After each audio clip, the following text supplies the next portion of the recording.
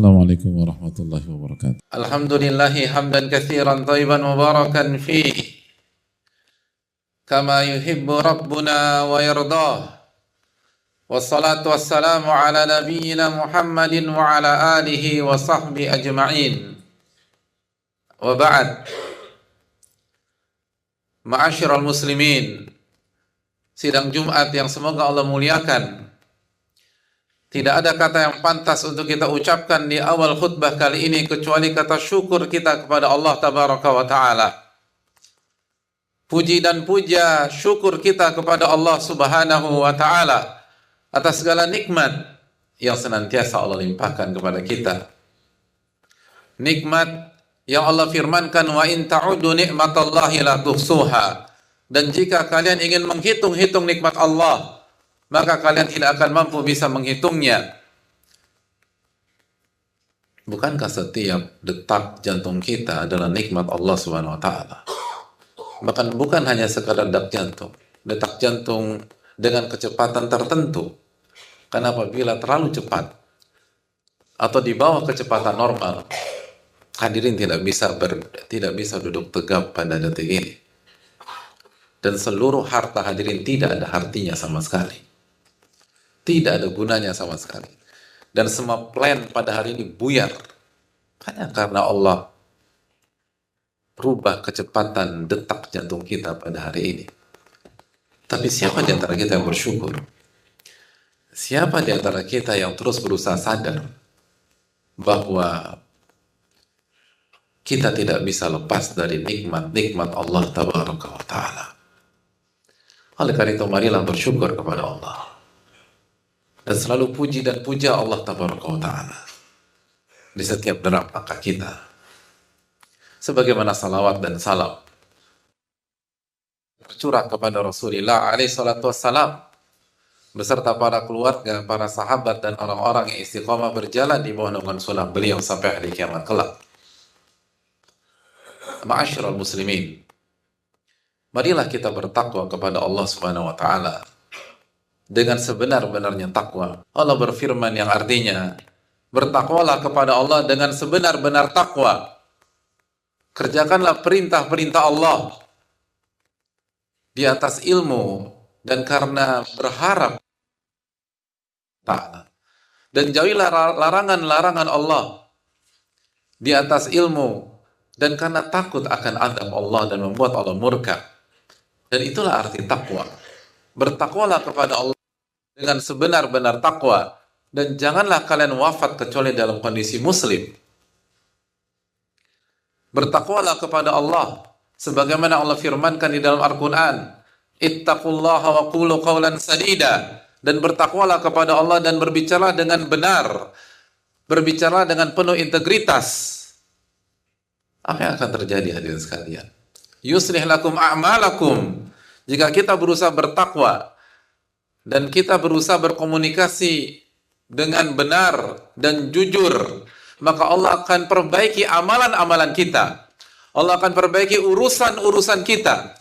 Allah perbaiki kerjaan-kerjaan kita. Dan Allah akan ampuni segala kesalahan kita. Oleh karena itu, marilah bertakwa kepada Allah. Lalu Allah berfirman, "Wa may yuti'illah wa rasulahu faqad faza fawzan 'azima." Dan barang siapa yang taat kepada Allah dan Rasulnya, maka ia telah memenangkan kemenangan yang sangat besar. Oleh karena itu, marilah kita menjaga ketakwaan kita. Dan ingatlah bahwa setiap kita yang berada di masjid ini akan wafat dan akan mati. Tinggal menunggu waktu saja. Dan pastikan kita wafat dalam kondisi beriman kepada Allah Subhanahu wa Ta'ala.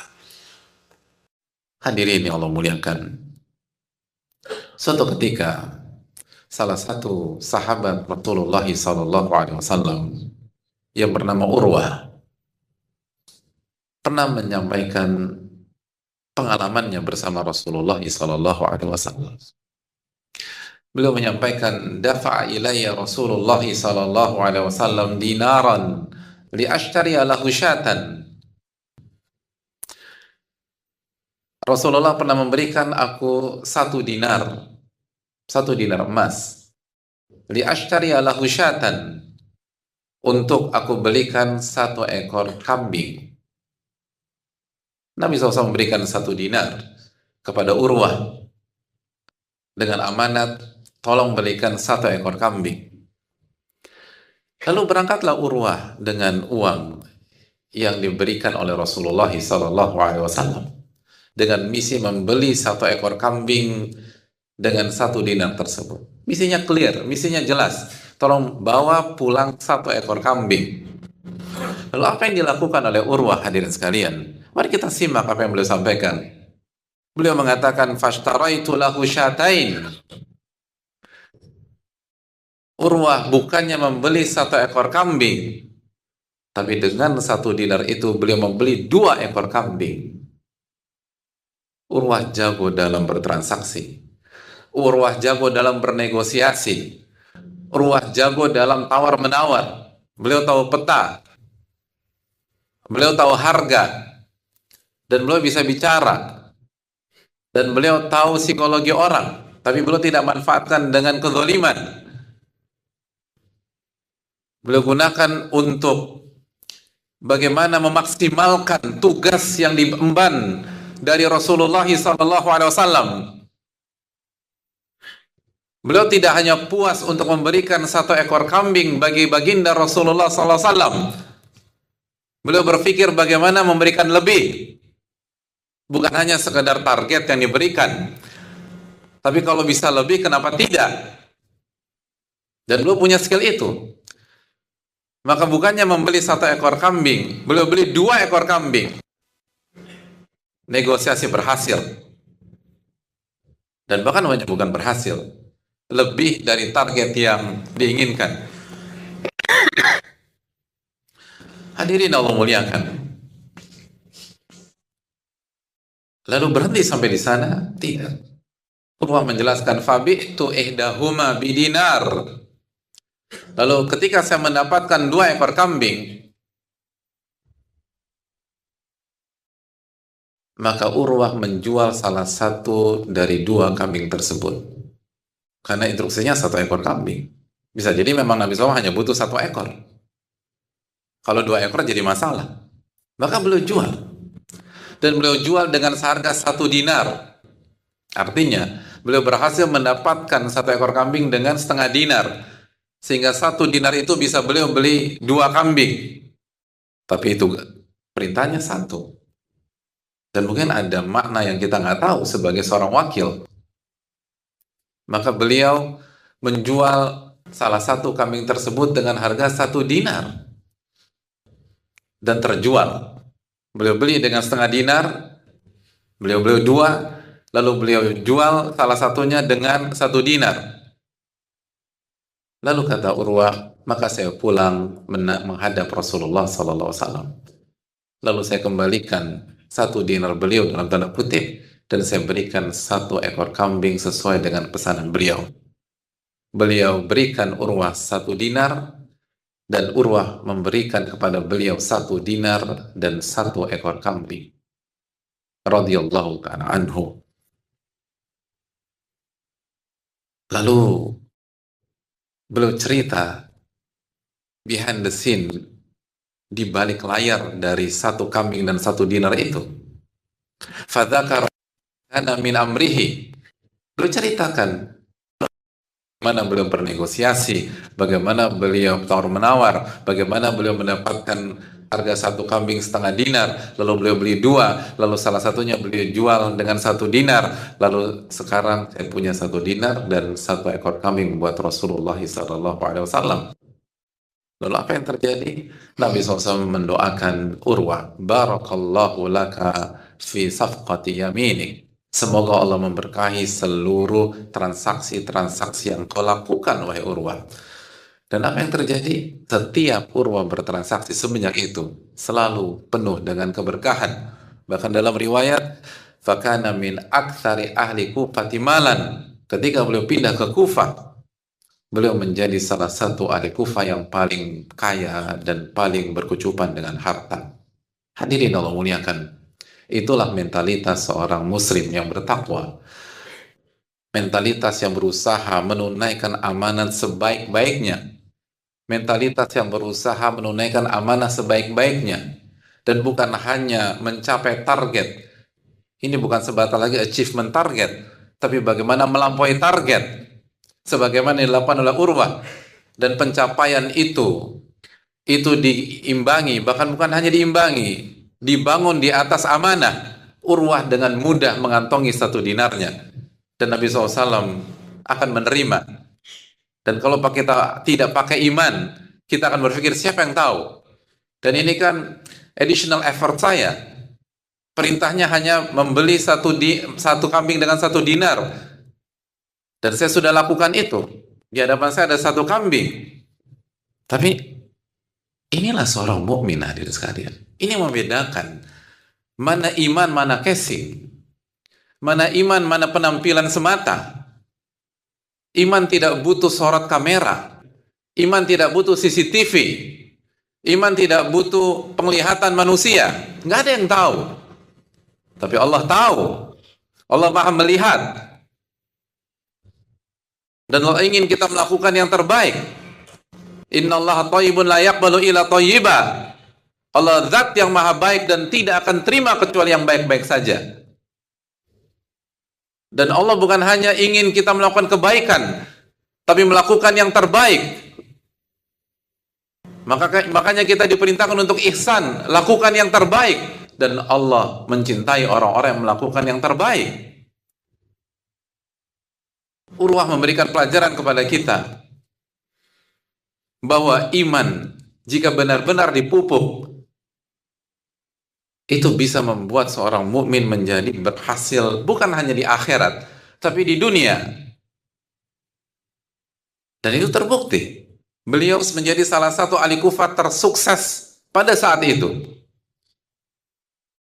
Dan dari sini kita pelajari jamaah sekalian, bahwa menunaikan amanah dan meraih target yang dibebankan kepada kita, bahkan melampaui target, adalah salah satu kunci keberkahan hidup. Jika kita niatkan karena Allah Tabaraka wa Ta'ala, bukan karena si A, si B, dan si C. Beliau mendapatkan keberkahan. Dan menjadi pelajaran bagi kita, setiap yang melakukan hal ini akan mendapatkan keberkahan dari Allah Subhanahu wa Ta'ala. Dan itu yang terjadi. Dan tidak ada yang meragukan konsep ini. Kalau kita lakukan yang terbaik,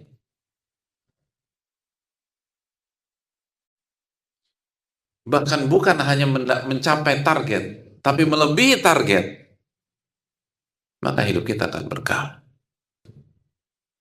Hidup kita akan berkah. Dan kita akan berhasil di dunia dan di akhirat. Dan itu yang dilakukan oleh Urwah. Beliau menggabungkan antara iman yang melahirkan amanat. Kata Nabi SAW, la imana liman la amanatalah. Tidak ada iman bagi orang yang tidak ada amanat.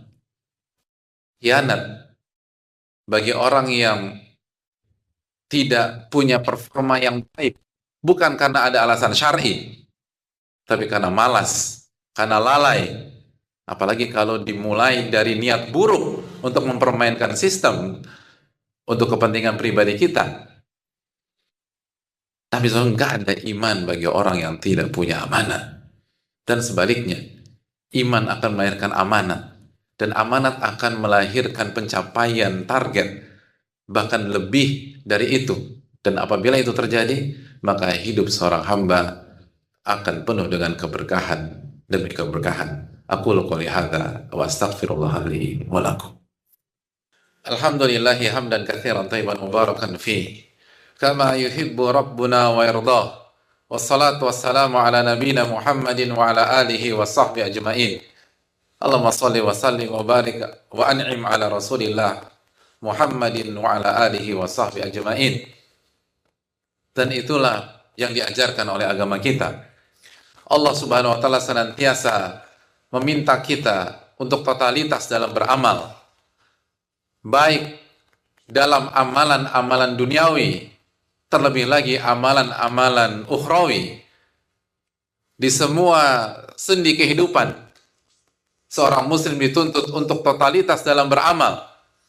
Allah berfirman tentang ibadah haji, wa atimul hajja wal umrata lillah, dan sempurnakanlah ibadah haji dan umrah hanya untuk Allah Subhanahu wa taala.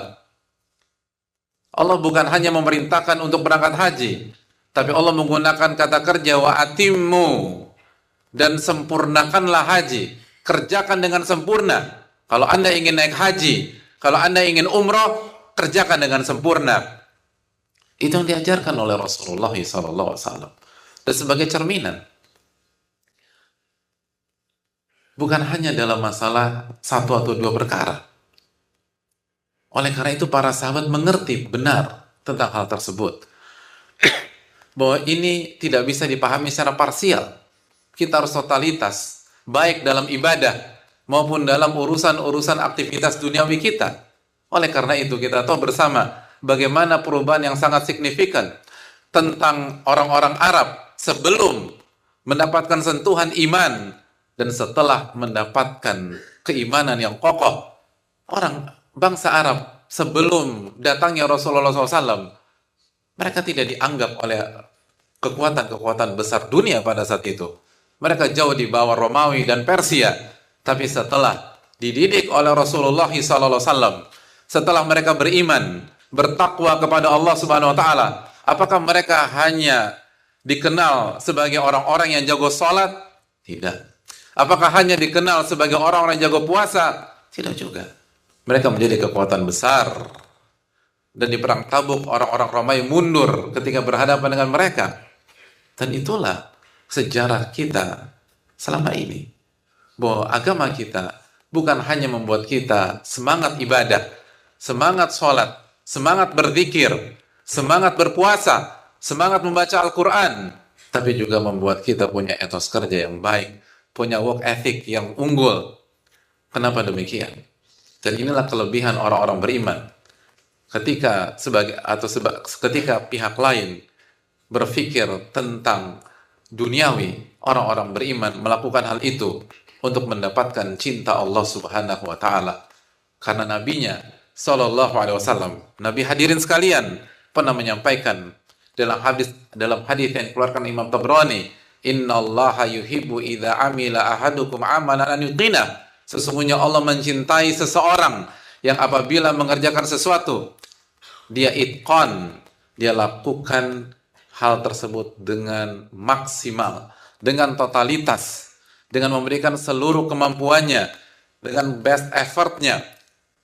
Orang-orang beriman tidak mengerjakan sesuatu itu dengan 50%, dengan 60%, dengan 70%. Mereka berikan seluruh kemampuan mereka karena mereka ingat bahwa Allah mereka, Tuhan dan Rabb mereka mengatakan, fattaqullaha mastata'tum, bertakwalah kepada Allah semampu kalian, semaksimal kalian. Dan nabinya SAW bersabda, Allah mencintai seseorang yang mengerjakan amalan, dia totalitas dalam amalan tersebut.